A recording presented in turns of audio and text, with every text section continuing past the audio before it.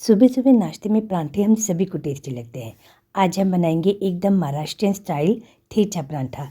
ये परांठा थोड़ा सा स्पाइसी होता है और टेस्टी तो बहुत ही होता है। अगर आपने एक बार ये परांठा बना लिया तो इसे बार बार बनाकर खाना चाहेंगे। तो चलिए शुरू करते हैं। ठेचा परांठा बनाने से पहले ठेचा तैयार कर लेते हैं। इसके लिए एक पैन में लेंगे 1 चम्मच ऑयल।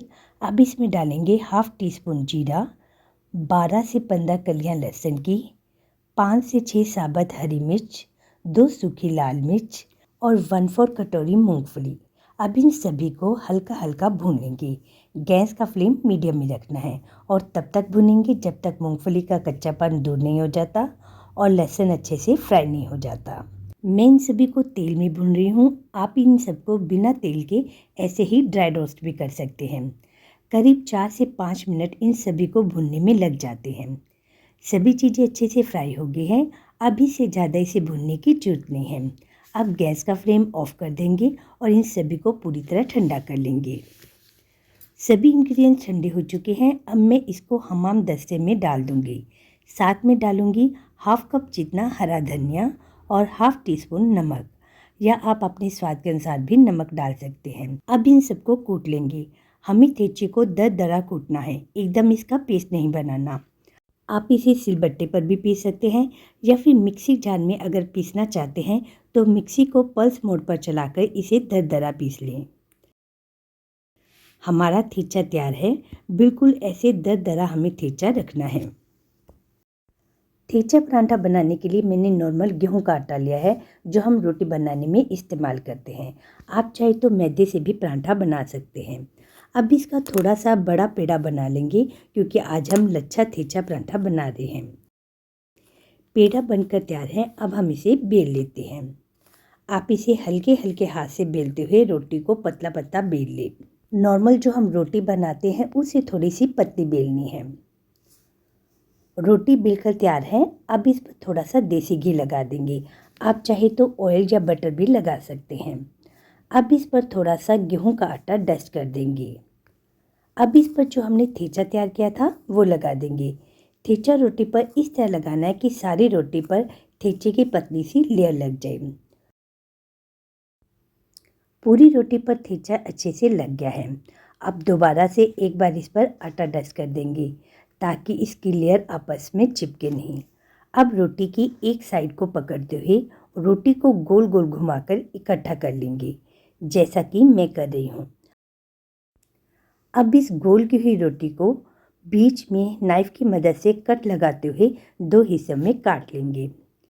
अब इन कटे हुए हिस्से को ऊपर की तरफ करते हुए इकट्ठा कर लेंगे और एक बार फिर से दोबारा इसे गेहूं के आटे से डस्ट कर लेंगे ताकि लेयर आपस में चिपके नहीं। अब इन कटे हुए हिस्सों को गोल गोल घुमाते हुए पेड़े की शेप दे देंगे। लच्छा परांठा बनाने के बहुत से तरीके हैं। आप किसी भी तरीके से लच्छा परांठा बना सकते हैं। मैंने अपने चैनल में लच्छा परांठा बनाने के बहुत से तरीके बताए हैं, आप वो देख सकते हैं। अब इस पेड़े को बेल लेते हैं। पहले इसे हाथों से हल्का हल्का दबाते हुए बेल लेंगे। इससे लेयर आपस में चिपकते नहीं। जितना आप हाथ से बेल सकते हैं उतना बेल लें। फिर बेलन की मदद से हल्का हल्का बेलन को प्रेस करते हुए परांठे को बेल लें। हमें ज़्यादा पतला परांठा नहीं बेलना, हमें हल्का सा परांठे को थिक रखना है। हमारा एक परांठा बेलकर तैयार है। अब इस परांठे को सेक लेते हैं। मैंने तवे को पहले ही गर्म होने रख दिया था। गैस का फ्लेम मीडियम टू हाई पर रखें। अब इस पर थोड़ा सा घी लगा दूंगी। आप चाहे तो बटर या ऑयल भी लगा सकते हैं। अब इस परांठे को तवे पर डाल देंगे और धीरे धीरे सेकने देंगे। जब एक साइड थोड़ी सी सिक जाएगी तो फिर इसे पलटे से पलट देंगे और दूसरी साइड को भी सिकने देंगे। थोड़ी देर हो गई है। अब दोबारा से पलटे से परांठे को पलट देंगे और परांठे की ऊपर वाली साइड पर थोड़ा सा घी लगा देंगे। घी कम या ज़्यादा आप अपनी इच्छा अनुसार लगा सकते हैं। अब परांठे को दोबारा से पलटकर क्रिस्पी होने तक सेक लेंगे और परांठे को धीमी आंच पर धीरे धीरे सेकने देंगे। इससे परांठा क्रिस्पी बनता है और परांठे पर बढ़िया कलर भी आता है। अब परांठे की दूसरी साइड पर भी थोड़ा सा घी लगा देंगे ताकि दोनों साइड अच्छे से क्रिस्पी हो जाए। परांठे की दोनों साइड अच्छे से सिक गई है। हमारा परांठा बनकर तैयार है। अब इसे प्लेट में निकाल लेते हैं। हमारा बढ़िया सा क्रिस्पी स्पाइसी ठेचा परांठा बनकर तैयार है। इस तरह से मैंने 2 ठेचा परांठा तैयार कर लिए हैं। देखा आपने ये ठेचा परांठा कितना बढ़िया क्रिस्पी बनकर तैयार हुआ है। ये परांठे इतनी टेस्टी और स्पाइसी होती हैं कि इसको खाने के लिए आपको किसी सब्जी की जरूरत नहीं पड़ती। आप इसे हरी चटनी के साथ, दही के साथ या फिर ऐसे ही चाय के साथ खा सकते हैं। और खाने में तो इन परांठों का कोई जवाब ही नहीं। तो जब भी आपका मन कोई टेस्टी, स्पाइसी, क्रिस्पी परांठा खाने को मन करे तो ये लहसुनी ठेचा परांठा बनाएं और इंजॉय करें। तो ये रेसिपी आपको कैसी लगी मुझे कमेंट बॉक्स में ज़रूर बताइएगा।